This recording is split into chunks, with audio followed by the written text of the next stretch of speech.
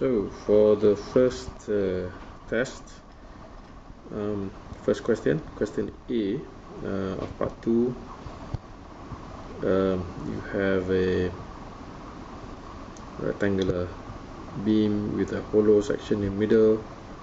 This has a hole there, okay, but if you look at the dimensions, 150, 200, 150 and 150 and then 100, you can see that it's actually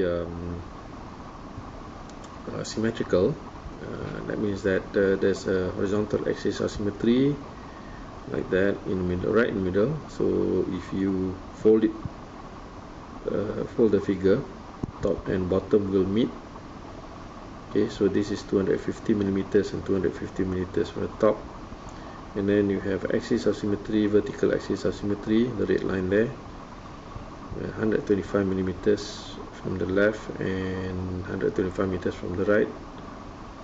You can see that actually the centroid is right in the middle in the hole there. So that's all you need to specify, because this is kind of a trick question, so you don't really need to do any calculations, just to specify that the centroid is right in the middle there.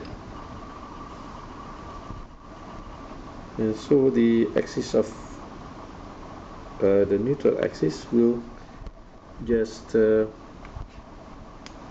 be that line there. Okay, that's all. Okay, next question, question B here.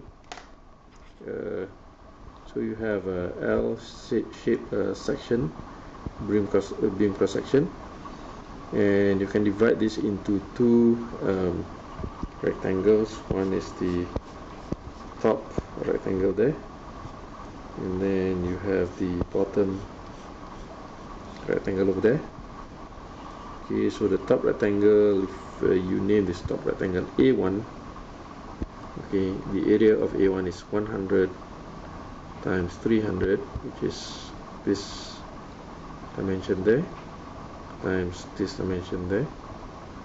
Okay, so that's 30,000 millimeters squared. Now for the bottom one, which is called A2, the area is 200 by 250. So that's 200 by 250. So that's 50,000 millimeters squared. Okay, next is you locate the centroid of the top part, the top rectangle here.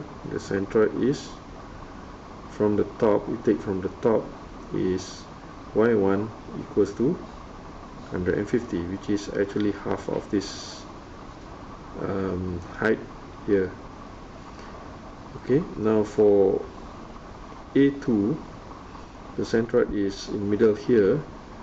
This is 200, so that means this distance to the top here is 100. Okay, and then another distance 300 to right to the top there. So y2 is equal to 300 plus 100 equals to 400 millimeters. Okay, so now we just locate a neutral axis. We don't know where this neutral axis is, so we can just draw any neutral axis, any red line here, and the distance from the top. Remember, we must always take from the top, either from the top or from the bottom.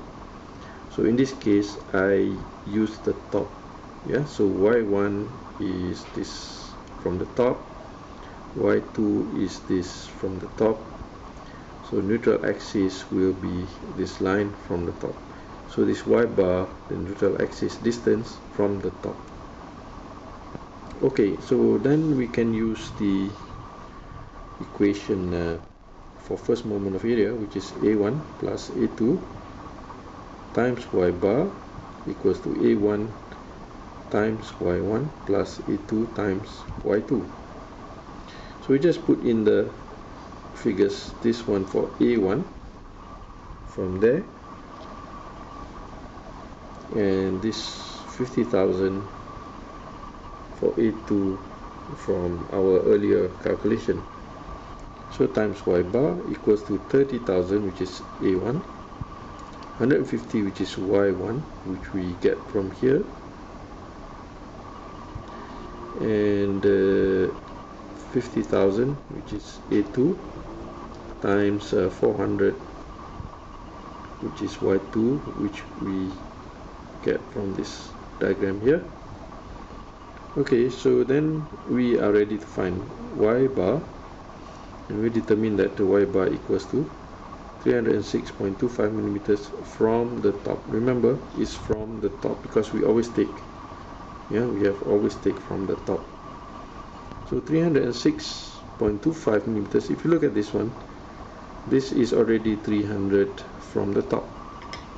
So that means that our neutral axis is actually somewhere there. So this is the real neutral axis. After the calculation, we have determined that the neutral axis,